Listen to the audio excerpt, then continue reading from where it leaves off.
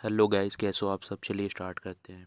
तो चलिए आज हम बात करेंगे आम बजट 2022 और 23 का, जो आज प्रस्तुत किया गया है ना। तो उसी का अहम घोषणाएं के बारे में जानेंगे। और सबसे पहले ये जान लेते हैं कि आज का जो आम बजट है वो किसने प्रस्तुत किया था। तो उनका नाम है निर्मला सीतारमण, जो कि लगातार 4 बार बजट पेश कर चुके हैं, है ना। और कोरोना काल में लास्ट लगातार 2 बार, है ना। तो चलिए आज स्टार्ट करते हैं 2022 और 23 का बजट के बारे में। सबसे पहले तो मैं ये बात करूंगा कि अब 5G सेवाएं शुरू करने के लिए स्पेक्ट्रम आवंटन इसी साल किया गया है ना। तो 5G सेवाएं शुरू की जाएगी यही साल से, ठीक है।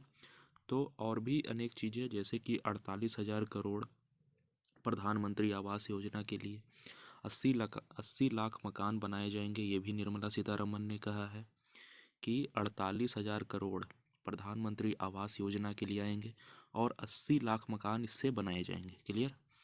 नेक्स्ट और बताई गई है कि आरबीआई डिजिटल रुपया जारी करेगा, है ना। आरबीआई यानी रिजर्व बैंक ऑफ इंडिया क्या करेगा, डिजिटल रुपया जारी करेगा। डिजिटल रुपया ब्लॉकचेन टेक्नोलॉजी पर आधारित होगा। कौन टेक्नोलॉजी, ब्लॉकचेन टेक्नोलॉजी पर। क्लियर। इसके बाद इन्होंने और भी बताया कि भाई 30% टैक्स लगेगा क्रिप्टो करेंसी पर। कितना? 30% टैक्स लगेगा क्रिप्टो करेंसी की कमाई पर। अगर आप क्रिप्टो करेंसी की कमाई करते हैं तो उस पर कितना परसेंट टैक्स लगेगा? 30% टैक्स सरकार रख लेगा। ये भी वित्त ये भी बजट में बताया गया है आज।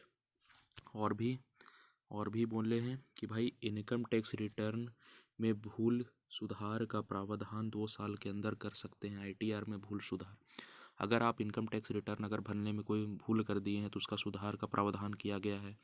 2 साल के अंदर कर सकते हैं इसका प्रावधान। क्लियर। इसके बाद ई पासपोर्ट की शुरुआत भी यही वर्ष की गई है। कौन? ई पासपोर्ट की शुरुआत भी इसी वित्त वर्ष में की गई है। मतलब आप इलेक्ट्रॉनिक पासपोर्ट, ई पासपोर्ट बना सकते हैं अब।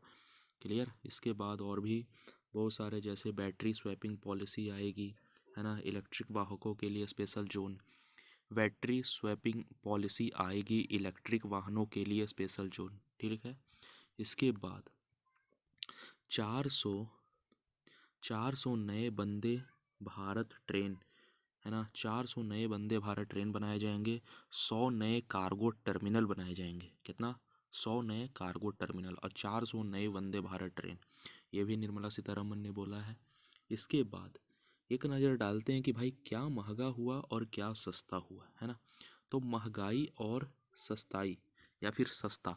तो भाई महंगा देखिए, महंगा तो सबसे पहले देख लेते हैं भाई महंगा क्या क्या हुआ है। तो कृत्रिम जेवरात ये महंगा हो गए हैं, छाता महंगा हो गया, सोलर सेल महंगे हो गए हैं, एक्सरे मशीन महंगे हो गए हैं, इंपॉर्टेंट हेडफोन महंगे हो गए हैं। तो ये सब चीज़ महंगाई आ गया। सस्ता क्या क्या हुआ है भाई? तो सस्ता में देख लेते हैं। मोबाइल फ़ोन सस्ता हुआ, मोबाइल चार्जर सस्ता हुआ है, पॉलिश्ड हीरा सस्ता हुआ, मिथाइल अल्कोहल सस्ता हुआ, पेट्रोलियम उत्पाद सस्ता हुआ है ना। तो ये सब वस्तु क्या हुए? सस्ते हुए हैं। चलिए अब हम कुछ और बात करेंगे कि भाई ये आम बजट की कुछ खास बात के बारे में जानकारी लेंगे, है ना। तो चलिए आज इसके बारे में जानकारी लेता हूँ। तो बात करूँगा कि FY22 में आर्थिक ग्रोथ 9.2% रहने का अनुमान लगाया गया है भाई। ये भी बजट में बताया गया है कि भाई FY22 में आर्थिक ग्रोथ 9.2% रहने का अनुमान है। इसके बाद इन्होंने और बताया कि LIC का IPO, है ना, LIC का IPO जल्द आने की उम्मीद है। ये भी बताया गया है। इसके बाद इन्होंने ये भी बताया, बजट में पेश किया कि FY23 में 25,000 किलोमीटर सड़क विस्तार होगा, है ना। इसके बाद अगले 3 साल में 400 नई वंदे भारत ट्रेन आएगी, ये भी बताया है भाई। इसके बाद अगले 3 साल में 100 नए कार्गो टर्मिनल बनाए जाएंगे, ये तो पहले बता दिया मैंने, ये भी बताया गया। हाइड्रो प्रोजेक्ट्स के लिए 1400 करोड़ रुपए आएंगे, है ना। ये वित्त वर्ष में बजट में पेश किया है। इसके बाद मेक इन इंडिया से 60 लाख रोजगार संभव, मतलब मेक इन इंडिया से 60 लाख रोजगार मिलेंगे, ये बताया गया है। बजट में ये पेश किया गया। इसके बाद मिशन शक्ति, मिशन वात्सल्य योजना को बढ़ावा ये दिया गया है ना। इसके बाद पूर्वोत्तर में विकास के लिए, जो पूर्वोत्तर राज्य है वहाँ विकास के लिए 1500 करोड़ का विस्तार होगा, है ना। उसके बाद घरों में नल पानी के लिए 60,000 करोड़ दिए जाएंगे, है ना। PM आवास योजना पीएम आवास योजना के लिए 48,000 करोड़ का विस्तार होगा। FY23 में नए 8 रोपवे प्रोजेक्ट्स आएंगे, है ना। इसके बाद FY23 से ई पासपोर्ट मिलने लगेंगे, है ना। ई पासपोर्ट यानी इलेक्ट्रॉनिक पासपोर्ट। पहले क्या होता था ना भाई, हार्ड कॉपी मिलता था, लेकिन अब क्या है, ई पासपोर्ट का अब विस्तार किया जाएगा। Clear. 1.5 lakh post office core banking से जुड़ेंगे। अब 1.5 लाख जो मतलब जो पोस्ट ऑफिस है अभी वो कोर बैंकिंग बनेंगे, है ना। ये भी बजट में बताया गया है। इसके बाद छात्रों के लिए पीएम ई विद्या योजना शुरू की जाएगी। छात्रों के लिए कौन योजना? ई विद्या योजना, ये बजट में बताया गया है।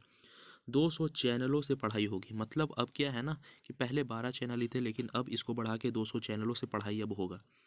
एक्स्ट्रा क्लास टाइप में दिया जाएगा 200 चैनलों पर। इसके बाद बैटरी स्वैपिंग पॉलिसी आएगी, है ना। इलेक्ट्रिक वाहनों के लिए स्पेशल जोन होंगे, इलेक्ट्रिक वाहनों के लिए स्पेशल जोन बनाए जाएंगे। इसके बाद 5G सेवाओं के लिए स्पेक्ट्रम आवंटन होगा, है ना। डाकघरों में ATM की सुविधाएं होगी। इसके बाद पीएम आवास योजना 80 लाख नए मकान देंगे, है ना। पीएम आवास योजना के तहत 80 लाख नए मकान देंगे, ये तो पहले ही बता चुका हूँ। इसके बाद इनकम टैक्स स्लैब में कोई बदलाव नहीं, है ना। इनकम टैक्स स्लैब में कोई बदलाव नहीं है। क्रिप्टो करेंसी, है ना। अगर आप क्रिप्टो करेंसी की कमाई करते हो तो उसमें 30% टैक्स सरकार रख लेगी भाई। कितना? 30%। क्लियर। कारपोरेट टैक्स पर सरचार्ज अब 7% लगेगा। कितना? 7%। उसके बाद इनकम टैक्स रिटर्न में भूल सुधार का प्रावधान किया गया है। 2 साल के अंदर ITR में भूल सुधार संभव। अगर 2 साल हो रहा है तो उसमें भूल सुधार संभव है। क्लियर। तो ये कुछ आम बजट थे आज के जो प्रस्तुत किए गए हैं। और इसको प्रस्तुत किसने किया है? तो भाई वो श्रीमती निर्मला सीतारमन जी ने प्रस्तुत किया है। लगातार ये चौथी बार ये बजट पेश किए हैं, है ना, 2022 और 23 के लिए। क्लियर। तो आई होप ये वीडियो आपको पसंद आया होगा। Thanks for watching.